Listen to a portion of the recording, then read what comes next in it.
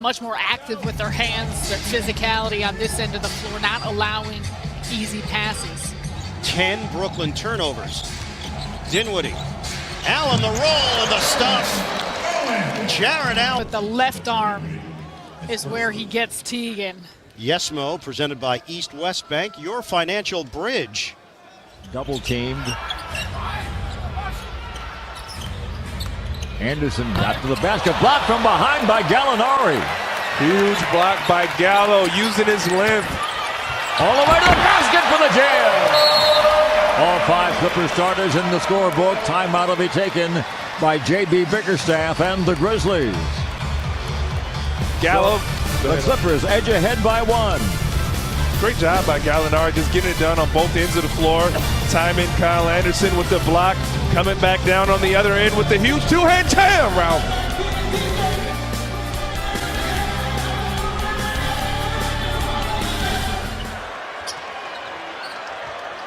Shot clock down to 10. They want Blake.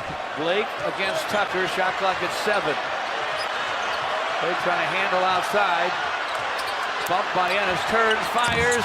He fills it up! Blake Griffin with a triple with 2.6 seconds to play. Don't look now, but the Pistons have a 2-point lead.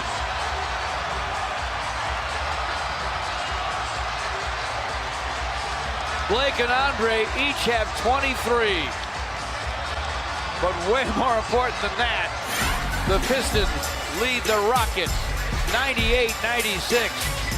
A clutch triple for Blake Griffin. Against Andre on the inbound. To the basket, Gordon, a tenth of a second left for a score.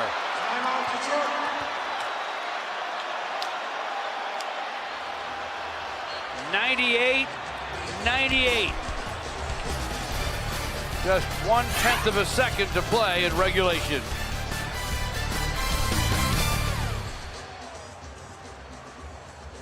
(27 points, 21 rebounds. Houston by 2.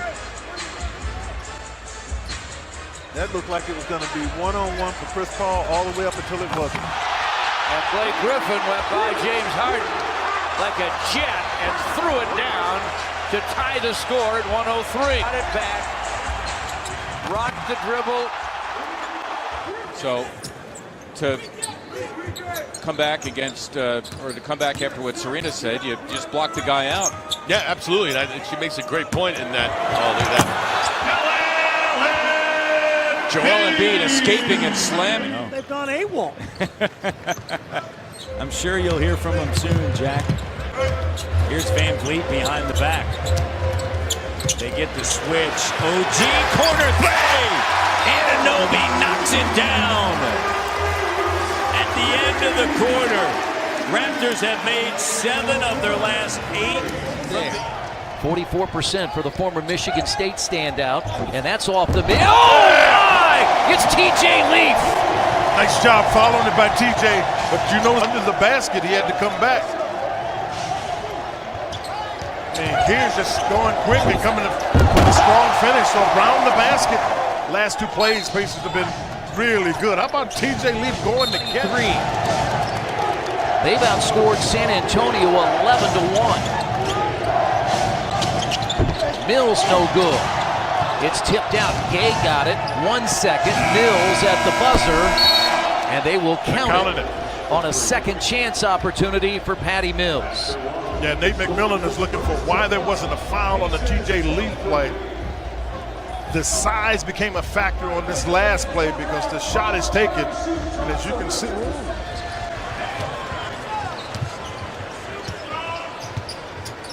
What a spin by Arcidiacono. And then, they got it to Parker. Arcidiacono serving and swerving.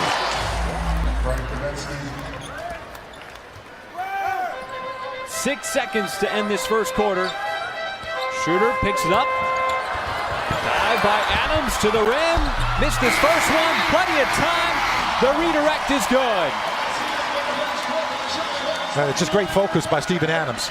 He knew he kind of rushed that shot, wasn't able to get. Well, I tell you, it is lethal because you're covering a whole lot of real estate with that pass.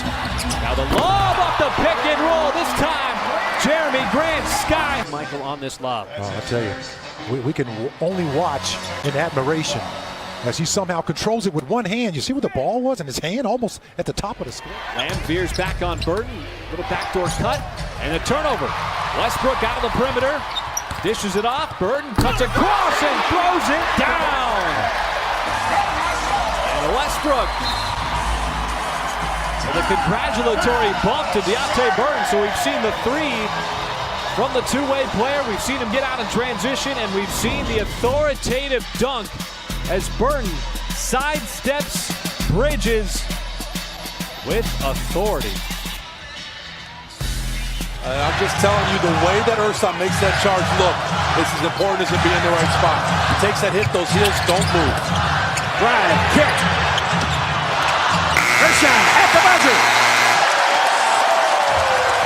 Like I said, and they're off. It's 91-90. The Bucks have come back. Phoenix had a lead of 12 in this game.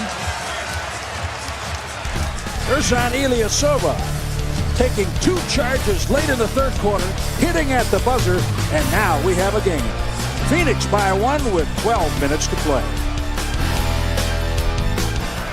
Drexel staying tight to Booker.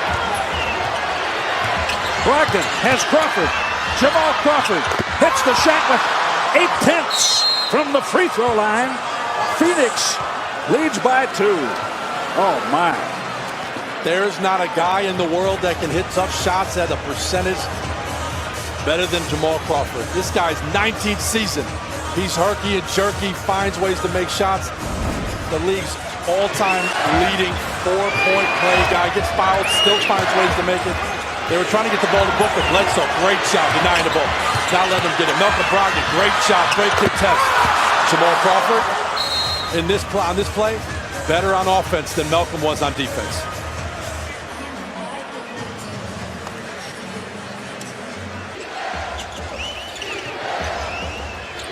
Suns get it inbounded to Crawford. Booker trying to clear for him.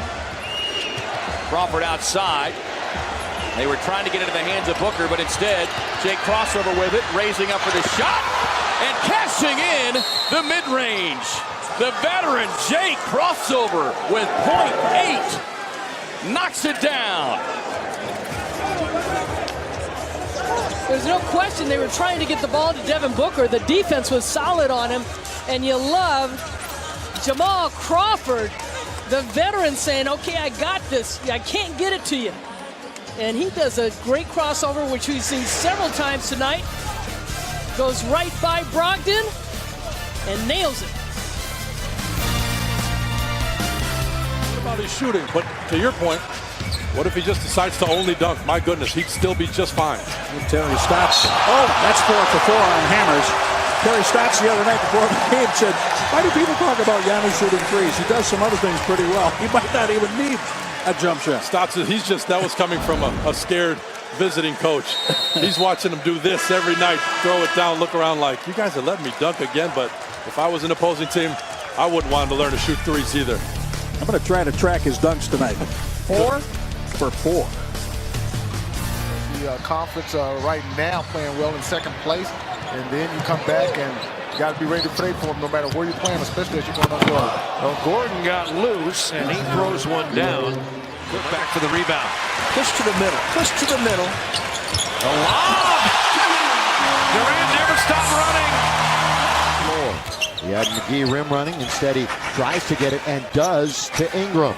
But see where Brandon ends up catching the ball? Oh, here he goes and throws it down. Count it, foul, as he beat Mitchell off the dribble going baseline. Well, again, when you got a guy like Rudy Gobert, a lot of times you want to force people to go into the paint because you have that much confidence. But that time, Gobert, and our Carl's cam may show it, out of position, couldn't get there in time, and the foul on Donovan Mitchell. Lakers have missed 8 shots in a row.